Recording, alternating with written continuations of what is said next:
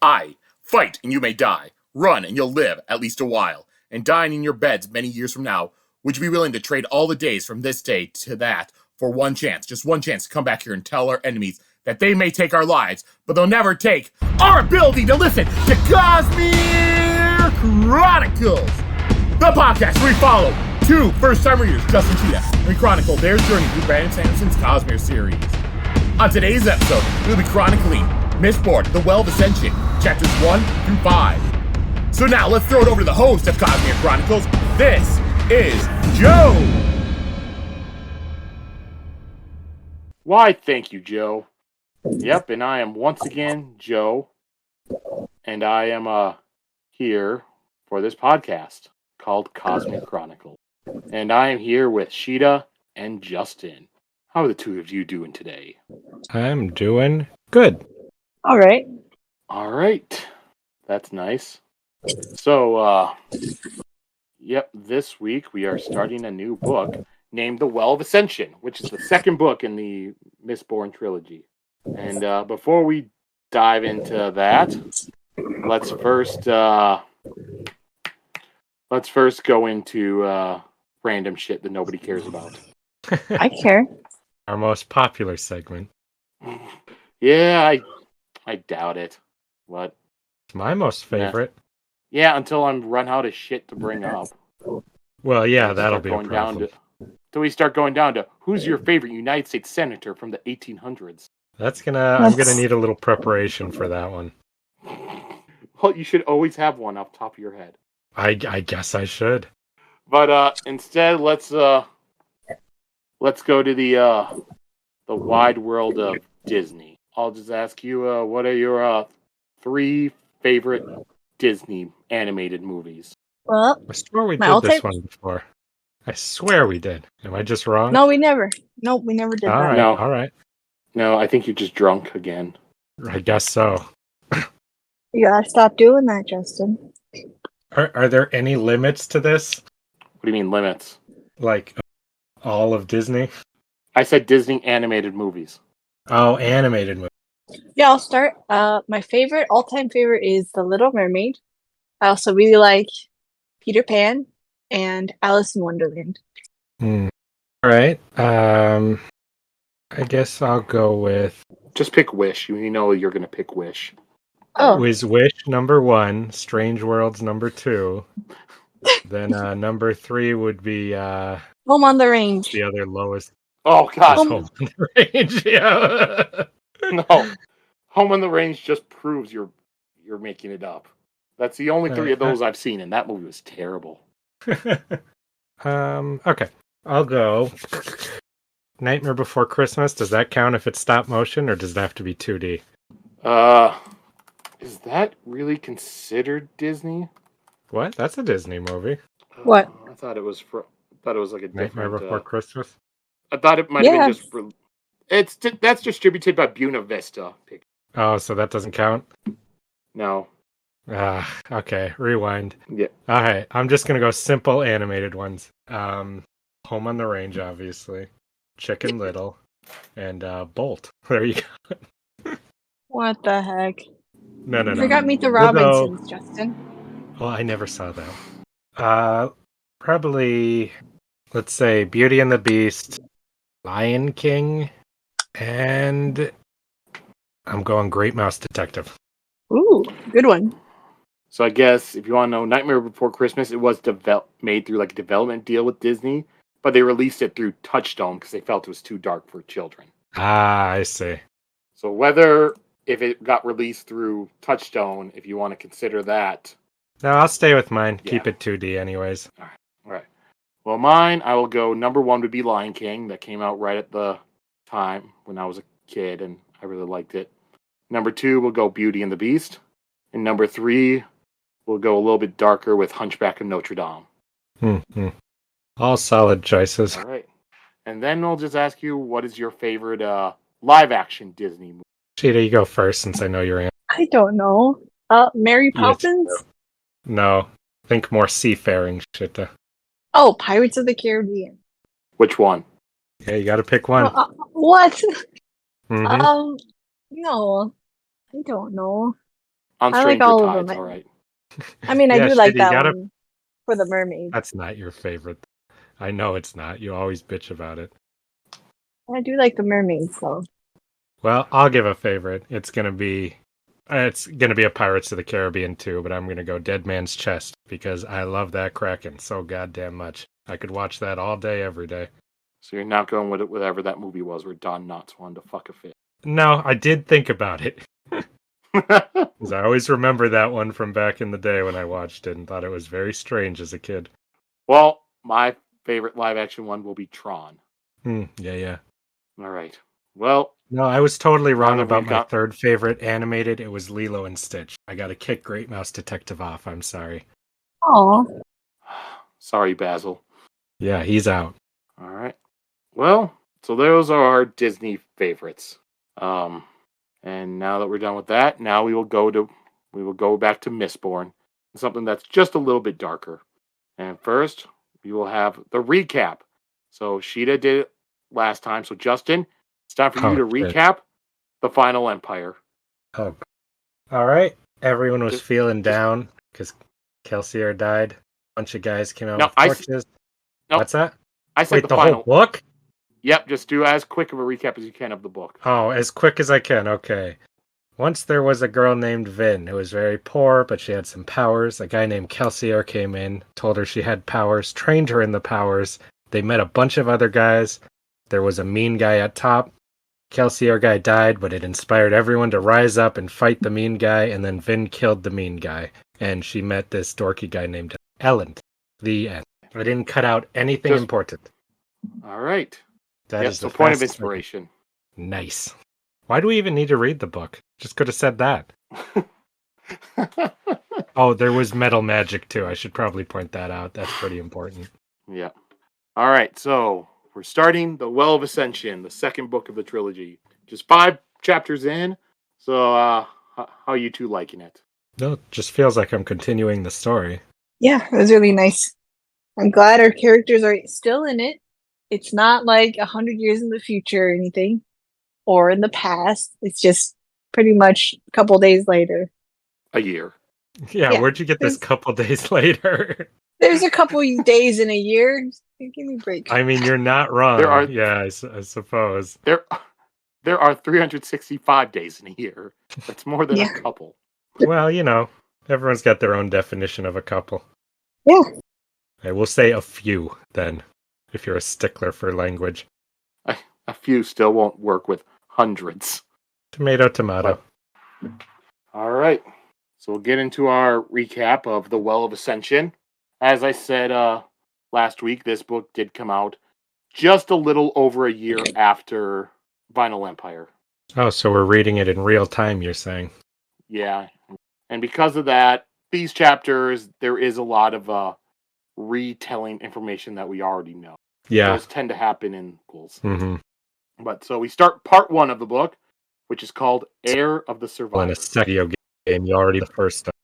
Oh god, it's like the Batman Arkham games, playing like Arkham City after playing Arkham Asylum. It's like, yes, I know how to fight. All right, just let me go. Tutorial levels in the sequels of. All right, so chapter 1. Once again, we have epigraphs. So this one starts off. I write these words in steel, for anything not said in metal cannot be trusted. It was interesting because I assumed about who was writing these epigraphs, but I was quickly proven wrong very soon after. Who was your assumption? Well, the Lord Ruler. Okay. I didn't see any reason it wouldn't still be him. What do you mean still? The Lord Ruler didn't write the epigraphs last time. Yeah. The Lord Ruler did. The hero did not. That's how I see it, at least. Wait, what? What? No, it was the hero. Oh, yeah. I'm sorry. I Yeah. got it the wrong way around. Stupid Justin. That's what I meant. Yes, All the right. hero of ages wrote the journal entries. This guy is not the hero. But we'll find out who it is in a couple chapters. Mhm. So the chapter begins, and it has been 1 year since the Lord Ruler was killed. And it starts off with Elend and Ham standing on the walls of Luthadel, watching as an army arrives. That army that's showing up is 50,000 strong. And Ham mentions that he has only been able to put together about 20,000 people of an army. and most of those are peasants who have less than a year of training. And the man that is leading the invading army is Straff Venture. You Son of thought a he was going to bitch. keep quiet, Sheta. We didn't know that much about him, except that he was a loser. So Wait, where did we get that he's a loser? people who treat their sons like that are just losers. But he did give me a Tywin Lannister vibe, so he's also a loser. So, and I also think your definition of loser might be different than mine, Sheta. yeah, I definitely don't mean like, oh, he gets picked on in school or something. No, this is like a lame person who does bad things. So then next, Ham asks Ellen if he could be able to talk his father out of attacking. But Ellen says maybe, and that he has a proposal that he will bring to the assembly the next time they meet in a couple days. Ellen suggests they put together a meeting of the crew, but Ham points out that right now Spook is out and won't be back to Luthadel for another week, and that nobody has heard from Breeze in a few months. Spook, he's still here. I didn't think he'd survive the first book. And then the scene cuts over to we cut over to Vin, who's on the rooftops of Luthadel, just using her allomancy. It's just a scene describing some of the allomancy and how it works. And then she meets up with Orseer, who is the Khandra from the first book. And he asks if she found what she was looking for, but he asks it kind of hostilely. And she says no, and that she must not have been followed. And she thinks about the person that she calls the Watcher, and how she wanted to spar with him again. He seems to have little interest in Ellen last time, but a lot of interest in Vin. And then a bunch of coins burst through the mist towards Vin, and that's where the chapter ends. Ooh, Vin's got a new suitor. Ellen better watch out. No, she does not. Yeah, someone else is interested in him. I think we all know why the Watcher's here, and that's just to warn them that Galactus is... I mean, similar. Someone's gonna... I feel like the deepness is gonna be something like that. If the deepness comes from space, I will be so mind blown. Yeah, why not? Yeah, I know. I mean, I could see it now, but it could just be space itself is the deepness, like the blackness up there. Boo. Why boo? Because it's not gonna come and eat them. Why would they need protection from space? All right. Yeah. Short chapter to start off. Anything else you two want to discuss about it?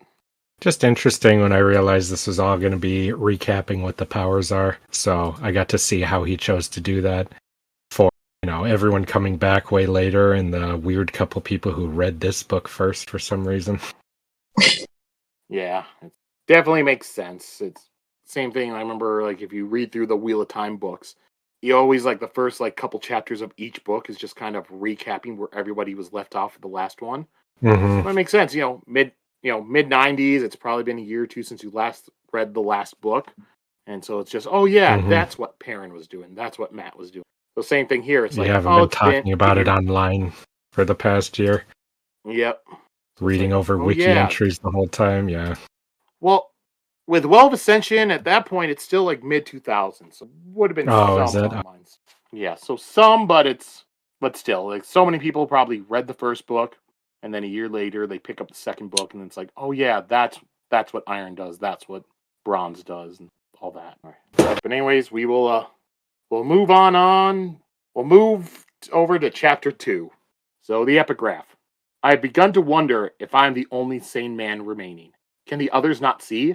They have been waiting so long for the hero to come, the one spoken of in Terra's prophecies, that they quickly jump between conclusions, presuming that each story and legend replies to this one man. Yeah, I never trust people who question if they're the only sane man around, because it makes me think you're probably the only crazy one. He's like, yep, that's more likely. But even if the person's questioning, even the way that they're saying, it's am I the only sane person here?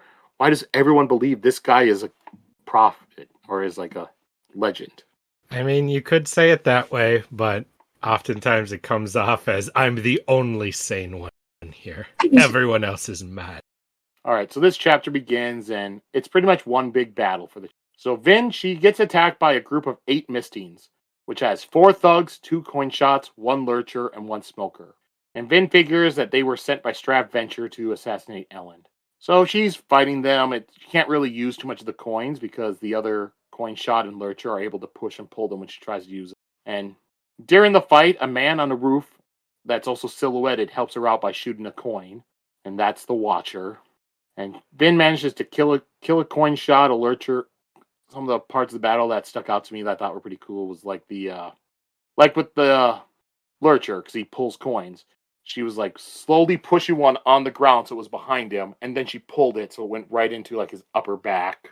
And then she manages to like pull herself towards the Coin Shot by pulling on his coin pouch while a thug holds him. Then when she gets there, she just punches him in the neck or punches him in the head and snaps his neck. And during all this too, the Smoker, since he's not really a fighter person, he just has these sticks that he snaps together in order to make a loud noise, which disorients Vin since she's burning tin. Oh, it sends a whole crew for her. Yeah, well, kind of need to when she's a Mistborn. Yeah. I just like seeing all the little tricks that they were doing to try to take her down. Yeah, it was interesting to see a group of them because, I keep neglecting in my mind how most people only have one ability. So it's interesting to see them all team up as a group to, approximate the powers of all of one Mistborn. It's cool. I mean, this is someone's crew, and they're like, we gotta work together and do that. And they failed. And so after Vin took out the Coin Shot and Lurcher, then the Smoker's there, and he's just not gonna fight back until suddenly the Watcher just shoots a coin at him and kills the Smoker. And Vin wonders why he would kill the Smoker since that guy was pretty much defenseless. And then she's able to sense, and she realizes that one of the coin shots was actually a Mistborn, and he has been playing dead. So when he gets up, Vin has to burn her last bit of ATM in order to fight him. And during that, she had yelled something at Orseer, who was nearby, and he throws out the ATM towards her. And then after he throws that, the other Mistborn just pelts Orseer with a bunch of coins, and Vin just kind of like, meh, he's a conjurer, it doesn't really matter. And with the cool. ATM, Vin... It's interesting in that part because she says they thought I would care about him. They were wrong. And the way it reads is that it's because he's a conjurer. He'll be fine. But at the same time, knowing how we feel about him in a bit, it also reads as, no, I actually don't care about him at all. Yeah, I have a lot to say about that later. And Vin, with using her ATM, she was able to quickly take down all the other, thugs. And then she goes after the other Mistborn. And his ATM runs out first. So once his ATM runs out, Vin quickly kills him. And then Vin looks up at the Watcher and he leaves, once the fight is done. After the fight, she goes over to talk to Orseer. And, she sees him and it's like, oh, I didn't expect to see blood. Yeah, you probably didn't expect me to feel pain either. They don't like each other, but Orseer, he helped her because of the contract. And he's, a few of his bones are broken. He's a new body. But Vin refuses to let him take one of the bodies of the assassins because she doesn't want him to eat anybody. Orseer mentions that she needs to provide him with a body because the contract forbids him from killing man. And Vin heads back to the palace and thinks about how she is now out of ATM. And also, Orseer is going to have to get back to the palace on his own, and it's going to take him a bit of time since he has broken bones and shit. And that's the end of the chapter. I find the Watcher interesting because it's a new element to add in right away that immediately gets you wondering and thinking about who it will be. I thought that was a nice little hook, Yeah, I'm immediately interested and want to know who it is. We will move on to chapter 3 with the epigraph. My brethren ignore the other facts. They cannot connect the other strange things that are happening. They are deaf to my objections and blind to my discoveries. Yeah, this is when, before, but it was really interesting when I realized that we had a new guy narrating these things because it makes me excited to learn more about the past and stuff. But good, we're going to get another perspective. Sounds like it's the other side of that. That's fun. All right, so the chapter begins, and Ellen, he's working on his proposal for the assembly. Pretty much, he had built up his government, and it's, he's king, then he has this whole big, kind of like a Congress or a parliament, which they call the assembly, and he has to bring the proposal to him. He's not like a pure ruler. All right, and he thinks about how they have everyone, they've known about Straff's oncoming army for weeks, and the assembly is split on what they want to do. Some want to offer a peace treaty, while others want to attack. Elend as king, he does have prime right of parley, and the proposal he's coming up with would forbid the assembly from doing anything rash until after Elend has his parlay. I always thought it was parlay. I mean, that's Yeah, how they I say think it in it's parlay. Pirates. That's about my only reference to it. Ollie. And yeah, and Elend, throughout the chapter we get that he knows so much about political theory, so he's trying to use it to build the best possible government. So we've read all those books, but if you think about it, all those books were always theoretical. So there was no other governments besides the Lord Ruler. Mm-hmm. Well, it's been a long time, so it's really interesting to think what you would come up with if you had to start from scratch. Yeah, it's kind of exciting for Ellen, who's spent most of his life reading about that kind of stuff. I don't know, it almost sounds horrible because you'd start to realize that so much of what you've thought about all these years doesn't actually work in practical application, you know? Yeah, that's Like what he says. when you're philosophizing, you're not taking into account how people actually act and think, you know? All right, so next we jump over to Vin, and she's on the roof watching Elend work. She is always protecting him from whenever spies or assassins come after him, and she will never let him get killed. Elend has to stay alive. And then she thinks about the Watcher and how in the past he would tempt her and come very close to Elend's room. She also thinks about how if he really had wanted to kill Elend, then he would have done it while Vin was fighting the other assassin. And Vin thinks about how she had fought the Lord Ruler, or how when she had fought the Lord Ruler, she had somehow drawn on the mist and used that to power her allomancy instead of metal. But she has not been able to repeat that since then. Vin burns bronze and she senses someone nearby. She goes to check it out and finds a humanoid shape made out of mist. The figure steps towards Vin and she shoots it with a coin, which just passes through it. And then the figure dissipates. The thing Yeah, was that creepy. yeah, that was definitely weird. Ugh, I didn't like the description of that at all. Going back to the first book, in the epigraphs, there were a couple mentions of like something being made of mist in those. Mm-hmm. Yeah, I'm very So curious then- what it is that we're going to learn about the mists in this book. I've got some theories, but the way this description of it was just so creepy and nightmarish.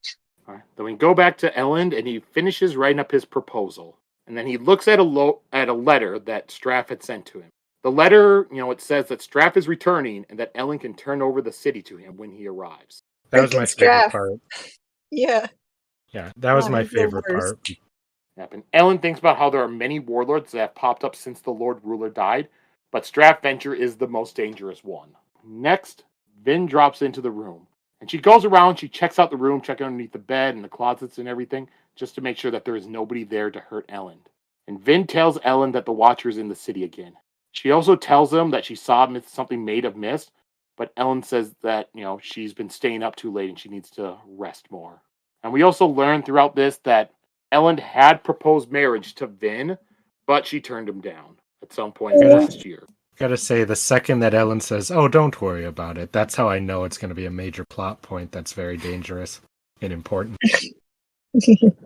Well, one thing we saw in the last book is how often people are like, Elend, there's something dangerous. No, there's not. Yep. Exactly.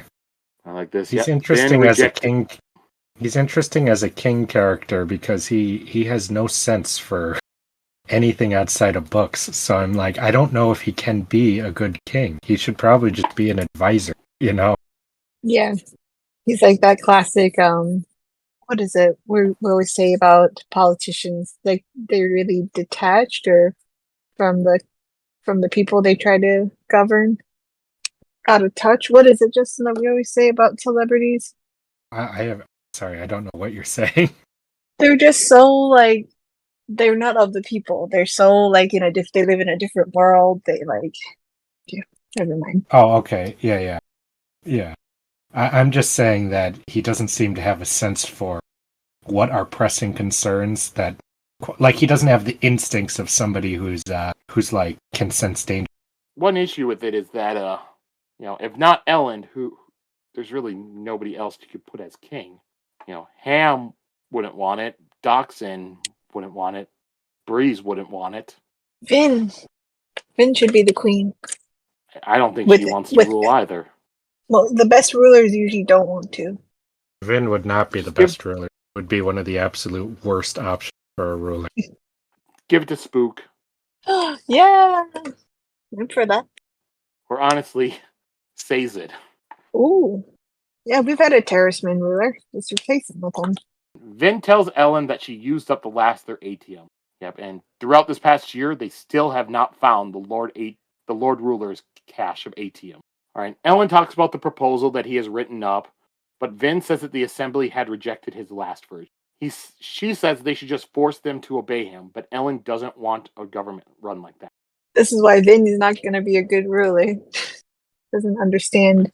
Yep, and Ellen says that if he runs his government like that, how would that make him any different than the Lord Ruler? And Vin says that the Lord Ruler was evil, while Ellen is good. And then Ellen tells Vin that she should go get some rest, so she just lays down on the floor in his office area, his study, to sleep. She is not going to leave Ellen alone. It really frustrates me when the guards are working so hard to keep somebody alive, and that person is so relaxed about the immense danger that's always around them. Yeah, no, it's not okay. You can be assassinated. Don't tell me to take a nap.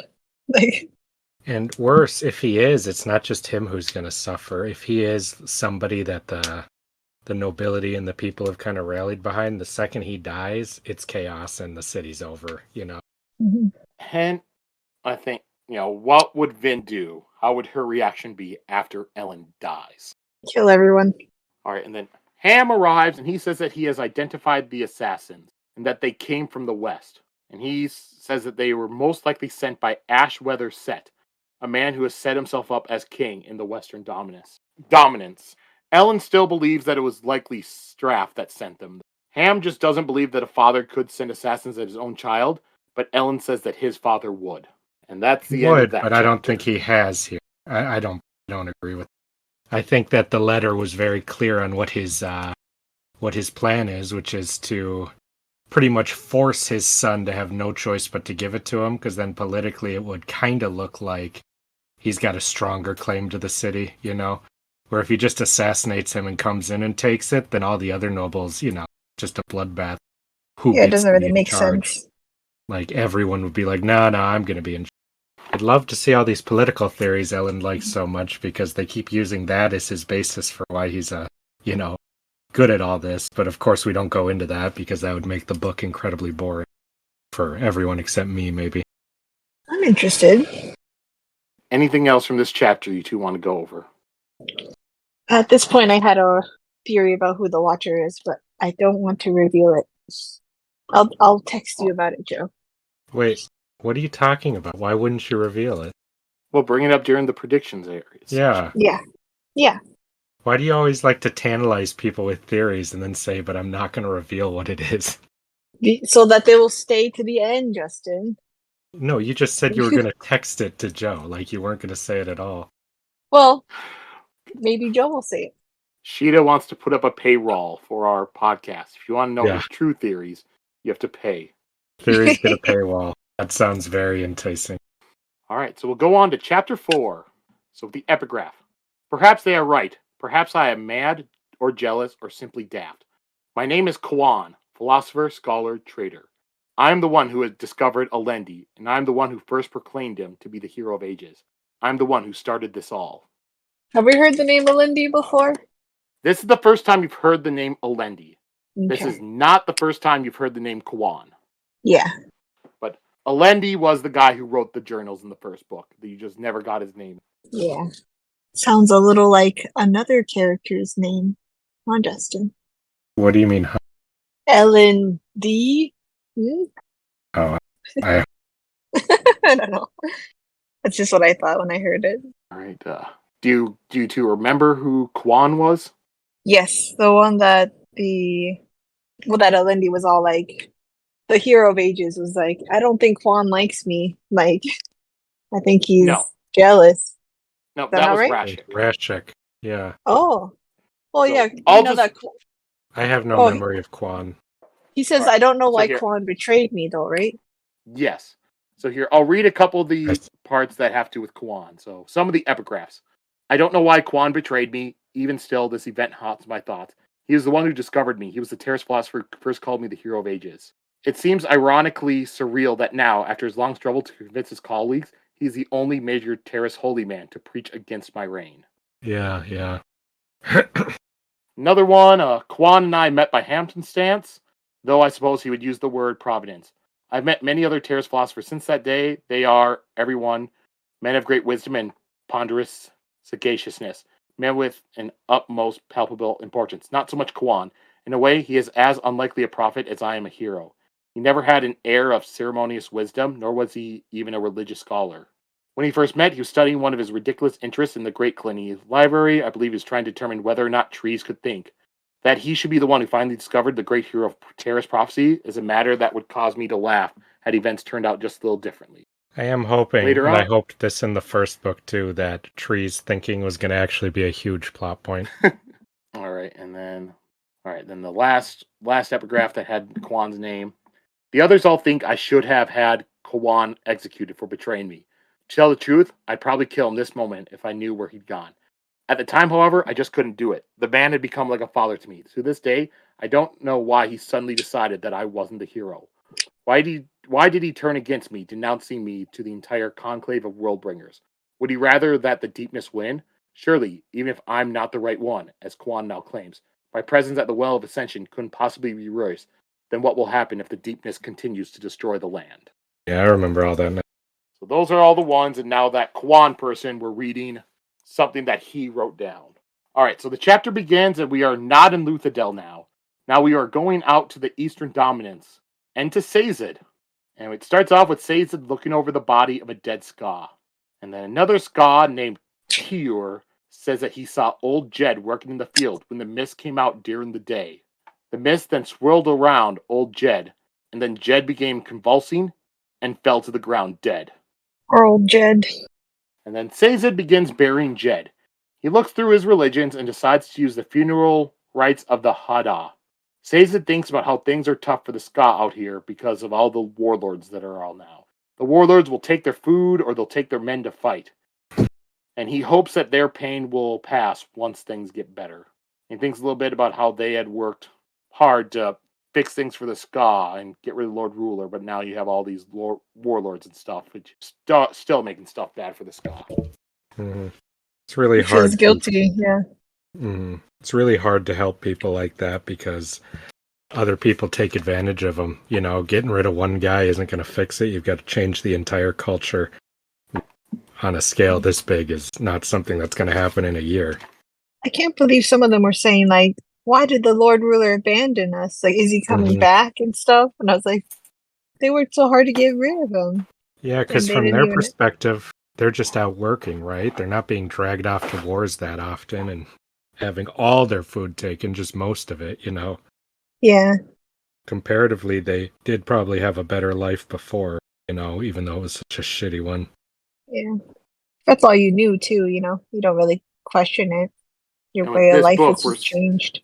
Yeah, with this book, we're really seeing like them actually having to rebuild the government. Because so many times with books, it's like, all right, oh, this person's the bad person. You spend the time, you take them down, and that's the end of the book. Yeah. The Mhm. end. This one's now Yeah. showing. Yeah, it's not so easy. You just think they live happily ever after. It's funny. All right, and then the Ska, they're curious about what Sazed is doing. You know, he's burying and like praying and stuff. And he explains that it's from an old religion, and he can teach them if they want. But the Ska have no interest in learning about religion. And they ask when the Lord Ruler will return and why he left them. And Sazed tells them the Lord Ruler isn't returning, and it's time to learn some new truths. He thinks about how, you know, the Keepers, they've been holding on to these religions for so long, but now nobody wants to learn them. And he tells these Ska that he will teach them, or he thinks about how he's going to now just teach these Ska some practical that can help them with their lives. Definitely got to And start that's the end of with the that. chapter. It's interesting, Sazed's thing, his hopes for the future that he never thought would come. And now in that situation, again, to see how people actually react to it, what people actually care about.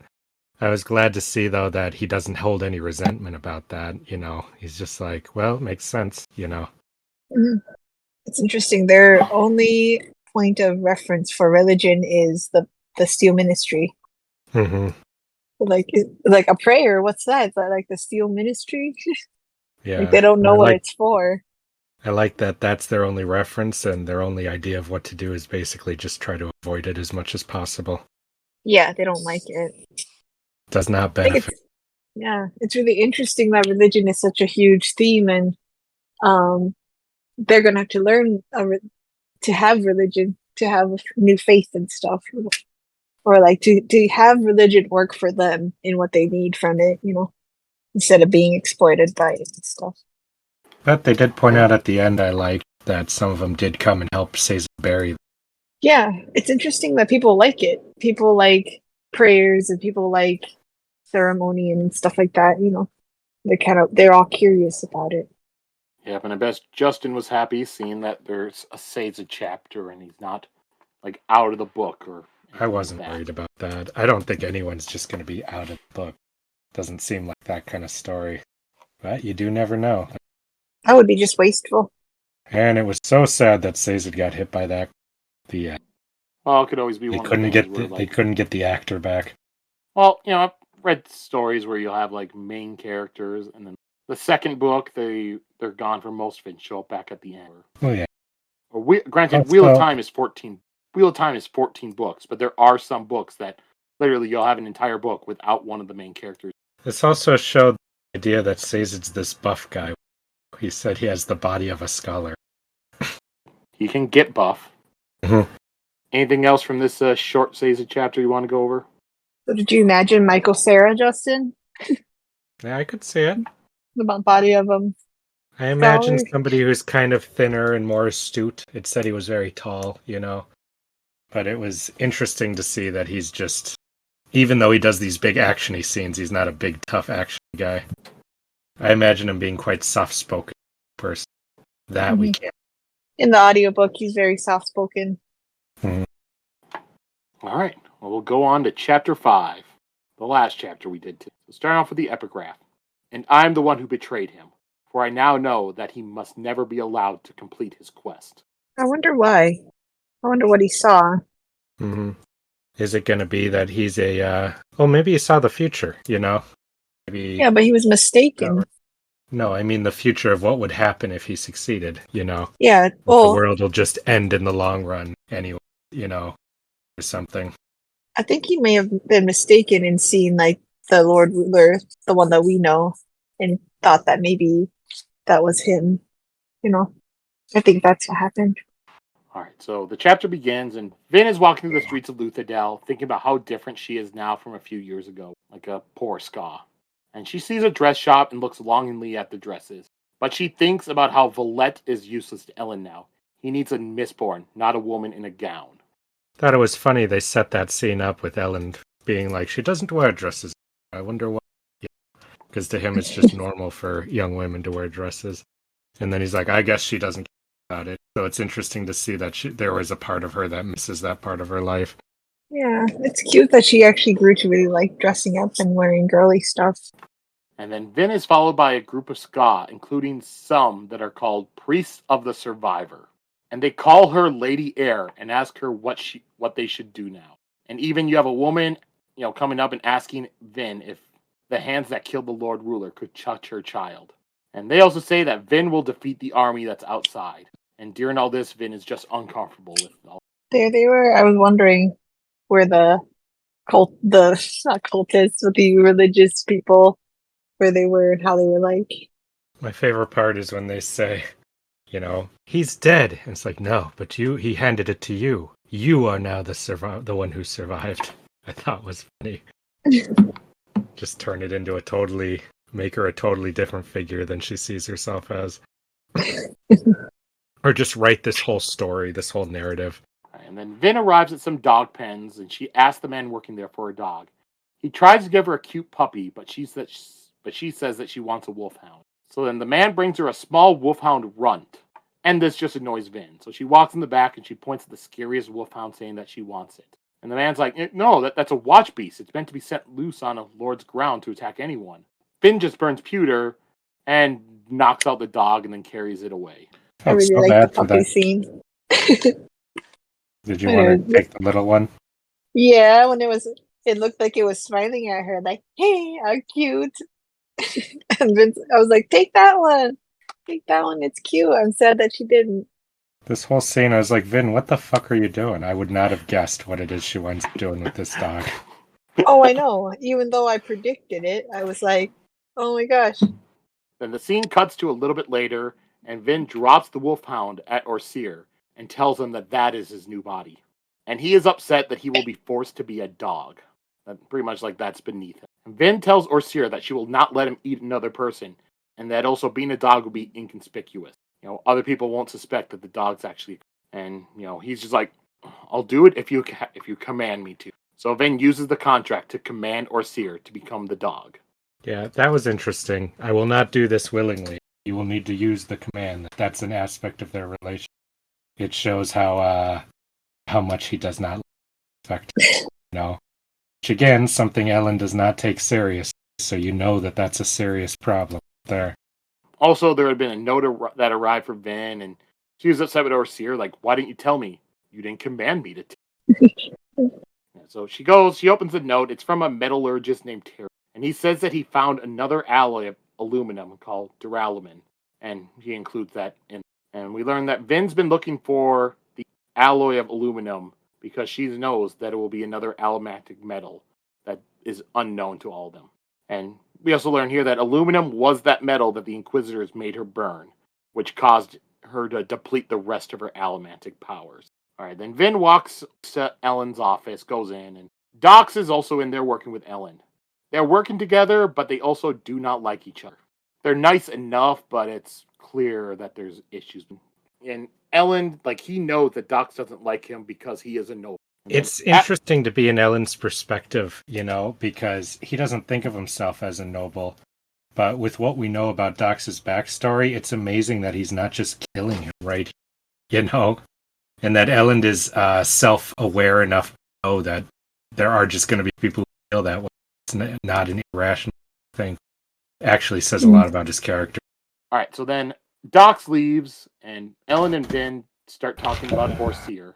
And Ellen wants her to bring him out on patrol with her, but she doesn't want to. Big thing is that she is still upset that Orseer ate Kelsier. But Ellen does point out that Kelsier was already dead, and that he had commanded Orseer to do that. But Vin just responds that she doesn't trust Orseer and she finds him unnatural. And Ellen says that he will stick to the contract because that's what Kandra do. And he even mentions that his father would typically have a Kandra as well. I find it interesting that she keeps using the word ate him instead of consume or absorb. You really see what she thinks of what's happening. It really messed her up. They're talking and they wind up, Ellen and Vin start discussing Kelsier. Ellen says that everyone wishes that Kelsier was here and that Kelsier was king. And Ellen's like, even you would prefer Kelsier instead of me. But Vin gets upset, saying that she is happy with Ellen and that she loves him. She mentions that she had loved Kelsier as a teacher and a friend, but she never would have loved him like she loved Ellen. I'm glad that this was brought up a little bit about how she wonders too, why did I pick Ellen instead of Kelsier, to love? And it was just cute. They finally mentioned a little bit of the romantic aspect that I wanted between Kelsier and Vin, and Vin being like, "Oh, but he was so old." I'm glad they did it. Well, he was only 37 or how old? Yeah, I think 38 maybe. It said. Okay. So 10, 11 years older than Vin. That's not too bad. Yeah, something that in one of Brandon Sanderson's annotations last book, he was mentioning how, his book, he would have his beta readers, and he was surprised at how many of them expecting Vin, Kelsier, romance and stuff, and he's just like, I was never trying to do that. I was always just trying to do a father-daughter relationship. Why did so many people think they were going to fall in love? Because there's a lot of psychotic, creepy shippers out there, Sheta. Hey! It just makes sense. And they have, people just go there. Plus, it's a book. We can imagine. And he said multiple times how handsome Kelsier was. Yeah, but there's no context clues to start thinking that. That's what I'm saying. Shippers don't look for logic within the story. And then Ham arrives, and Vin just tries right now to try out the duralumin. Because she figures that if she gets sick, then she could have Ham carry her to her bed. And she wants to try it out now because if Straff Venture, because right now Straff Venture is going to have to wait a few days to rest his men and also to check out the city's defenses.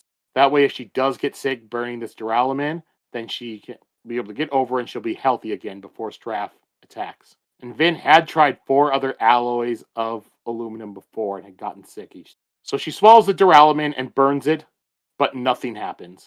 And also, since she didn't get sick by burning it, then that means that it must be the correct alloy.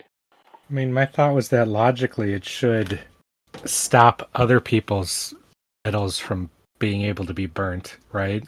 Or something similar, because don't they usually have like a opposite effect that goes out of you or something like that? Well, that would be my only guess. It'd still be tied, because these would be both, they would still be both internal, so they'd be affecting her, not others. Oh, okay. It's a different metal that does the opposite effect. Is that what you're saying? I see. Which is why the 11th metal is an alloy of atium, not gold. I see. Because atium, you're seeing like the shadows of what they'll do, and then the 11th metal, malatium. Yeah, I get it now. I get it. I was just incorrect. Then I have no idea what the hell this does. And then Ham asks Vin if she wants to spar, and Vin agrees to it, and they even invite Elend as well. But he says that he won't fight, but he'll come and watch. And that's where the chapter will end. Anything else from this 5th chapter you two want to go over? Oh, I really liked some of the themes and lessons that are being put forth already. I think her lesson in this book, since the last book, she learned to trust people and open up. Her lesson in this book will be being kind to the Khandra, like learning to be on the other side of that, like earning trust from somebody and being a good friend and being nice. Basically the same lesson that Harry Potter learns about house elves when he has to be nice to creature, and then he will be loyal to you. So she's being really mean to the Khandra and stuff, so it's also like doesn't like her and doesn't trust her and stuff like that. But he seems to have had an okay relationship with Kelsier, so I think it's. I don't know. Doesn't it seem like if there's a lesson for her to have, it's going to be to relax a little bit with Ellen talking about her checking under the bed and in the closet and everything, Well, that could be something too, but that makes sense to do. Yeah, or will it be that he tells her to relax, then he dies, and she learns she never should have because there was a guy under the bed, Nah, I don't think she'll ever relax. No. Well, she needs to check the closet to make sure R. Kelly's not there. Yeah. Oh my gosh. I don't trust the Khandra shit. What? Mm-mm. It's just a little creature. That's why I don't trust it. I don't know the rules of it yet. I don't know what they're like. And when it says, "Oh, you didn't command me to, ma'am," if you take that pretty far, you can have some pretty big portrayals with little technicalities like that, I thought he was being just kind of lippy to her because of how rude she is to him, Well, that's the question. He seems to have feelings and thoughts and stuff. Like, I didn't think he would feel like offended that she wanted him to become a dog. I thought that, that he would even feel like that's so beneath me to do, like have feelings like a person would, Yeah, now that he's becoming a dog, though, I don't think that as much because that's too badass to not be a good aspect of the book. I'm just really curious, is it going to be able to talk? That's what I want to know. Or is it going to be only able to dog communicate? That would be stupid. Like, what is it, boy? It would be stupid if it talked. Why? He's Why building the parts himself, so he could build like voice boxes. He's not an actual dog. I know, but it would look silly. That's what Sheta said. It'd be stupid if he didn't talk. I'm saying it would be equally stupid if he did talk. It's magic. He's gonna talk. Yeah, I would hope so because I want him to be a character still. Yeah. But I don't want no Beverly Hills Chihuahua type stuff going on here. Or the Taco Bell dog. Out of all the talking dogs, including large ones, you decided to go Beverly Hills Chihuahua and the Taco Bell Chihuahua. They're the ones that it looked the most realistic on. Because they have a little mouth. When you have the dogs with the snouts, it never looks right. It always looks weird as shit. It does look weird. Then you have to do like Homeward Bound, where they don't, their mouths don't move, but they. Or a cartoon movie where you can really cheat. But I guess he could, if he can build it, which I don't know for sure how it works, but if he can, then he could give it a mouth movement where it would make sense to move. It wouldn't just be like, this is creepy. I don't want to see this in live action now.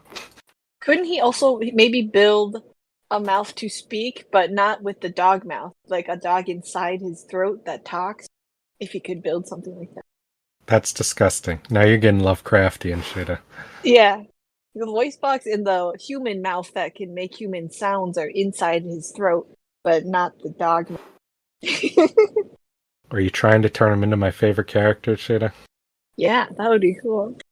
Okay, another thing I liked is interesting. Ellen tells Vin that she's silly for not liking Osir, but then he goes on to say the same thing about Dachshund not liking him. And yeah, she even called him out on that, which I thought was interesting. Yeah. She straight up said, couldn't the same be said about you and Dachshund? And he said, point taken. Oh, okay. Mm. Yeah. That's what shut the conversation down. Yeah. I think the theme in this book... Oh, what?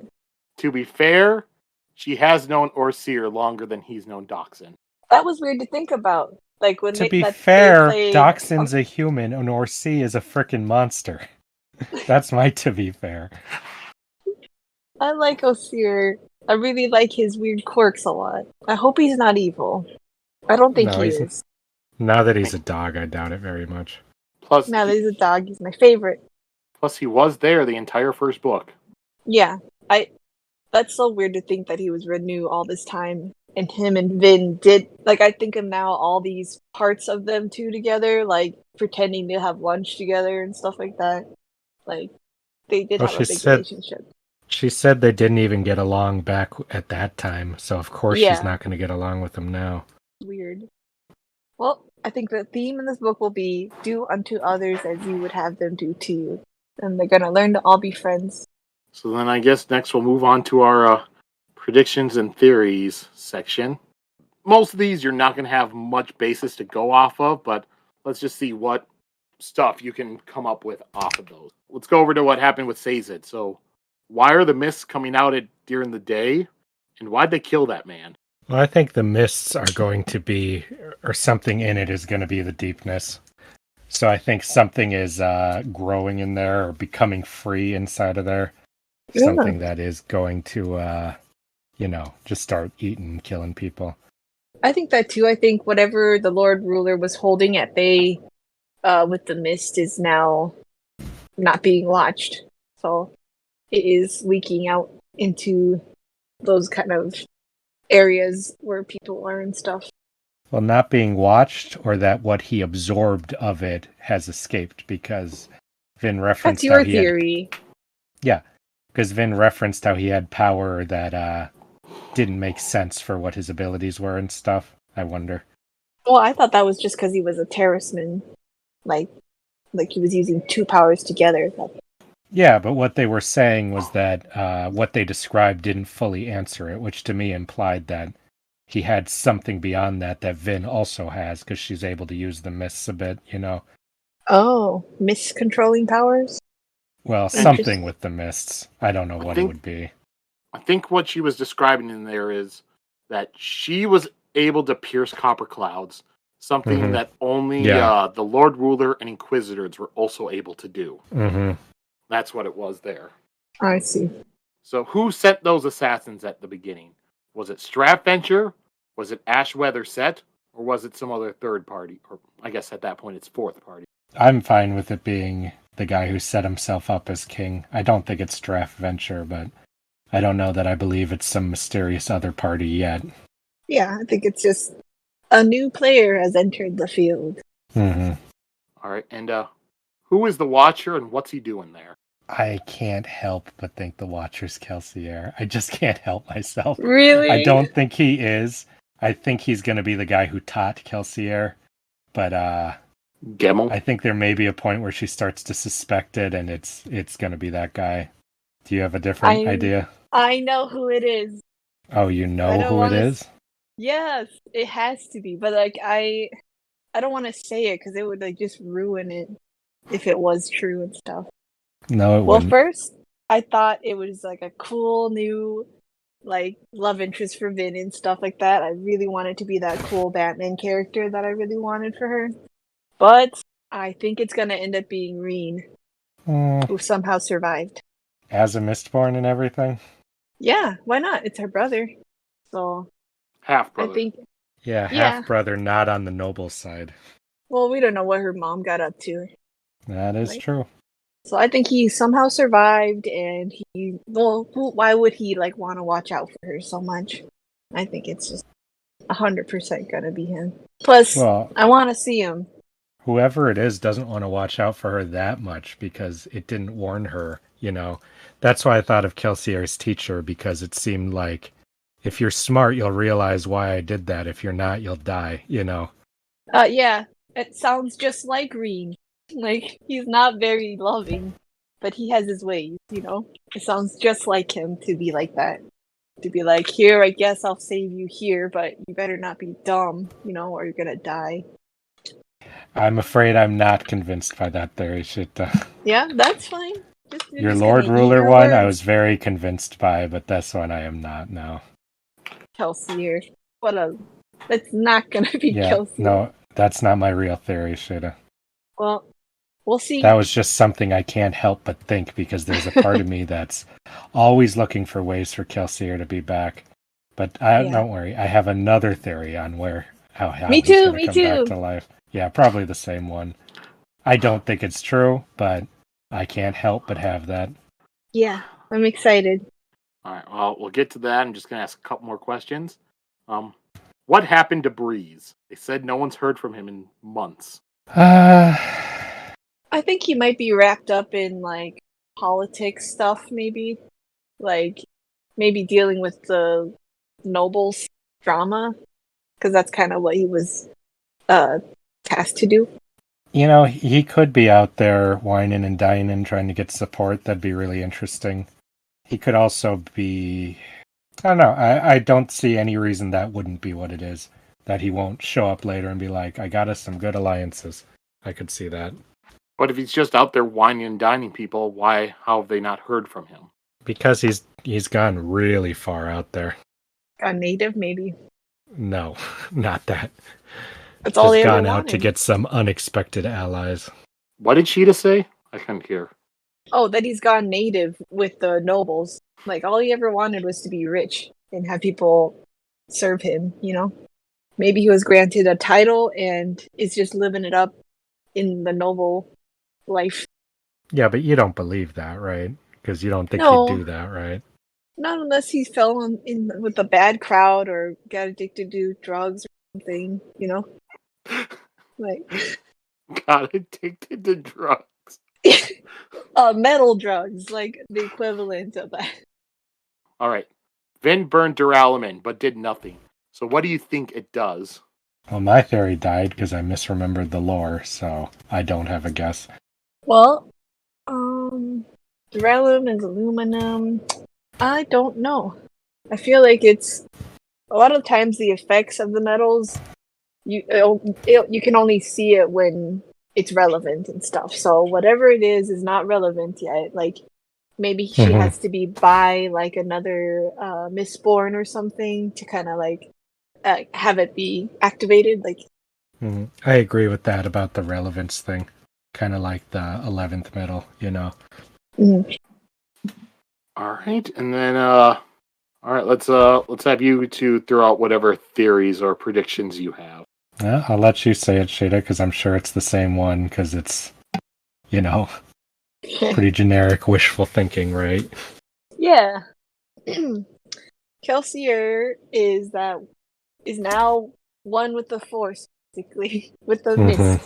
And he's trying to reform himself to come and be a part of the story again. So I hope he is like a Force ghost, but like a mist ghost, and he comes back and gets to be in the story again. That would be great. Yeah, basically, same thing. We don't have enough information about that yet. We don't know what, quote, Mistborn are. We don't know any of that. But the wishful thinking, this is a magic universe, anything could happen part of me has the same thought as you. Yeah. Maybe, it is gonna happen because like he got us by saying that Orseer ate his body, but well, he's a Mistborn. He doesn't need a body. He's mist now. You can't just say it will happen because we have no evidence of that at this point. We have. I Like, think that's it plenty. could happen because we don't know the rules yet. But to say it will happen is not a good idea It for will your happen. expectations and hopes. Because that would be the coolest thing ever for it to happen. So why not? If I was the writer, I would totally do that. And I actually think a lot like Brandon Sanderson. So he's gonna do it. He's gonna bring back Kelsier. You don't make a character as cool and likable and charming as Kelsier and just kill him. Well, you know from experience with other things, that's not truth. They do that all the time in things. That's like a classic way to get you invested in the story and emotionally attached to all the characters, you know. Yeah, but he needs to come back.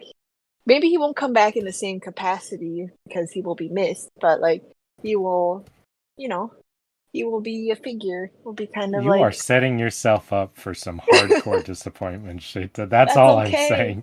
I want That him to is get not a excited good thing to do. to be disappointed. But I don't think I will be. I think I'm gonna just be really happy.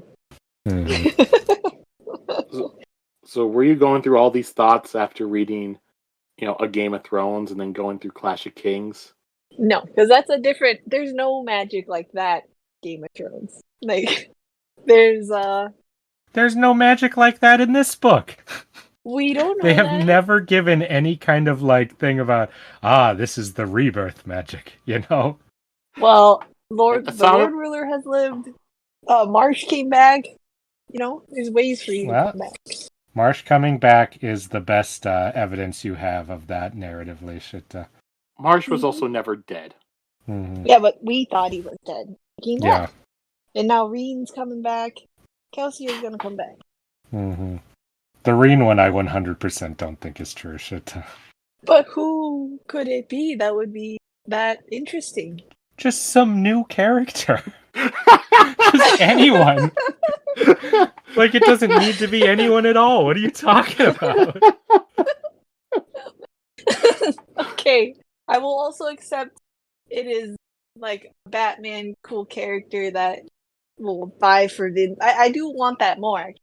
No, I think it's Kelsier's teacher because that book was written after, and it makes sense to have that character in there. Oh. A guy who can teach her some things makes a lot of sense. I don't Or want it's that. like, like I'm saying, where it's just some totally different person we've never met who knows some things. I think that makes sense, but I don't want that. I don't want that, so that's not true. Thing. Yeah. It's like, my teacher's teacher. That's so cliche. I don't want that. It is. It's a classic. That's for sure. Well, Sheta thinks that she's going to have trouble putting a love triangle with Gemmel. Yeah, I don't want that. I'd rather it be with her brother. She wants like a young hot guy for Vinda. Mm-hmm. She needs her Jacob. Yes, a Jacob. I want that to be a Jacob, if not her brother. So that would be great. Especially like they could like do Mistborn stuff together and like stuff that her and Ellen can't do. I'm not dignifying any of this with a response. I'm sorry. This is I not wanted that for the whole. I do not approve of any of this. All right. Any other predictions or theories you two have? No, but I am sad because I thought that was going to be Orseer from the book covers. So that the Watcher was going to be Orseer? That the Watcher was going to be Orseer. But why would you want that? Because I wanted her to have a romantic relationship with Orseer, but that's not going to happen. That's absolutely no. That's weird. Well, I just like weird little creatures that can look like cute boys. So very specific thing. Are you saying that he's not going to be cute as this giant, scary wolfhound? He'd still be cute, but not dateable cute. So you do have limits. Yes. All right. I guess next we will move on to the characters and quotes. My character's very simple. It's Sazed. I was happy to see him again. I liked seeing him have trouble with these things he's dealing with, based on what his hopes were. Just found that all interesting. Yeah, I'm glad he's in here again. My favorite is Orsier, of course. He is so funny and cute and sarcastic. I really like his thing with Vin a lot. Where Vin is like, "Can you walk? Can you get home?" And he goes, "Not without great effort and pain, but yeah, I can get home." Like, he's just funny. All right, then my character, go with Vin on this one. Just takes down a bunch of Mistines. They're coming to kill Ellen. Is incredibly paranoid and kind of still like broken, questioning herself what kind of person she feels that Ellen should be. Just all very interesting stuff. Yeah, Vin's a close pick, but Sazed here for me, just by coming back. All right, and then we'll go on to quotes. I like the epigraph where he goes, "Sometimes I think I'm the only sane one." Because I thought it was too funny that he said, Is that our first epigraph as a quote? maybe. I don't remember if somebody's done that before. I've never. So Yeah, no, you haven't done anything before. You don't have any quotes, Sheta, with all this stuff that happened? I just didn't write one down. Well, mine is... Just Sazed thinking, the keepers had spent 1,000 years gathering and memorizing the dying religions of the world. Who would have thought that now, with the Lord Ruler gone, people wouldn't care enough to want what they'd lost? Yet he found it hard to think ill of these people. They were starting to survive. Their already harsh world suddenly made unpredictable. They were tired. Was it under wonder, talk of beliefs long forgotten, failed to interest them? I thought that's interesting because he spent the entire first book talking about that, basically, like a lot. To have, him go out and in practical use, especially all these farm people, pretty straightforward life people, have absolutely no interest whatsoever in the thing he's the most passionate about. But like I said before, I really liked that after seeing that he was still, he was reasonable. He didn't think bad of them. It's great. All right, and then mine is Vin stuff from chapter 5. Is that what I am now? She wondered. Am I a noble woman? Could be argued that she was noble simply by association. The king loved her, had asked her to marry him, and she had been trained by the survivor of Hathsin. Indeed, her father had been noble, though her mother had been Ska. Looking at reflection in the shop's glass, Vin reached up and fingered the simple bronze earring. That was the only thing she had as a memento of her mother. Wasn't much, but then Vin wasn't sure she wanted to think about her mother. The woman had, after all, tried to kill her. In fact, she had killed Vin's full sister. Only the actuations of Reen, Vin's half-brother, had saved her. He had pulled her, bloody, from the arms of the woman who had shoved the earring into Vin's left ear moments before. Yet Vin kept it as a reminder of sorts. The truth was, she didn't feel like a noble woman. At times, she thought she had more in common with her insane mother than she did with the aristocracy of Ellen's world. The balls and the parties she had attended before the collapse, they had been a charade, a dreamlike memory. They had no place in this world of crumbling governments and nightly assassinations. Plus, Vin's part in the balls, pretending to be the girl Volette Renew, had always been a sham. She pretended not to be the urchin who had grown up starving on the street, a girl who had been beaten far more often than she had been befriended. I just like it because it just goes, it's showing that Vin, even pretty much having what most everybody else would want. She's, she found somebody she loves, he's powerful, all this, and she still is questioning like her role in everything and trying to find her place and wonders if she, who and what she is. Mm-hmm. I forgot to point out earlier, one of my favorite parts was when I think it was her thinking about getting used to the idea of touch being a positive thing and not somebody trying to hurt you. That made me very sad to read. Yeah, when Ellen is holding her and she's kind of like a scared, abused puppy or something. Yeah. Like she still has trouble with that. It's really sad. Little baby. All right, so then anything else you two want to discuss about the 5 chapters we did this week? No, I mean, not a lot happened actually. Pretty just setup stuff, pretty just letting us know what everyone's situation is so that I'm sure he can just go crazy in later chapters. I think the craziest development was him turning into a dog. I mean, a lot of it we'd already reasoned out too from the covers about the war and stuff and the invading armies. I think you need to give me credit for saying that Ursir was going to be the dog, Justin. I don't remember that, but I do give you credit for it because I do. That sounds like something you would say. Yes, because that would be really cool and cute. Yeah. I needed you to remind you, this is not some small, cute dog. This is like a big, like, wolfhound. Those are cute too. They can be. All Yeah. dogs are cute. Especially one that is all smart and stuff. God, no, I hate dogs. You hate dogs. You don't like dogs? Ever since I became a delivery person, Oh, yeah, every that single makes day, sense. I go to deliver Yeah. packages and I get chased by a dog, bit by a dog, barked at by dogs. I don't like dogs. Yeah, no, when you put it that way, it makes a lot of sense. I like Alright. dogs, but they don't like me. I've never really met any dogs that have liked me. So, but I still want one. They're cute. All right, so our chapters for next week, we'll be doing another like whole bunch of them, chapters 6 through 11. As I said, this book will be typically doing more chapters each time because chapters are a lot shorter. So 6 through 11. And now it's time to throw out some plugs. So go at it. Plug. All right. Plug. Profanity Beaver. Places. Plug. Plug. Plug. That's terrible. Are you sure? Yeah. We'll see. When my subscriber count doubles, you'll understand what my genius was there. You know, I think we had the same exact thing on a different episode where Justin's just said plug a bunch, and Sheta said, that was terrible. Well, it worked last time I had double subscribers, so this time I'm expecting Wow. triple. Are you sure Alright. the double subscribers weren't just because you were drawing a person with a TV for a head take off their clothes? That did help, I think. I think, Joe, what you said was a better plug than any plug I've ever given for myself. If you want to see that incredibly specific fetish fulfilled, you come to my channel. Well, Sheta, if you think that's so bad, let's see you do better. If you want to see art and crafts and things, you can follow my Instagram, Sheta_low.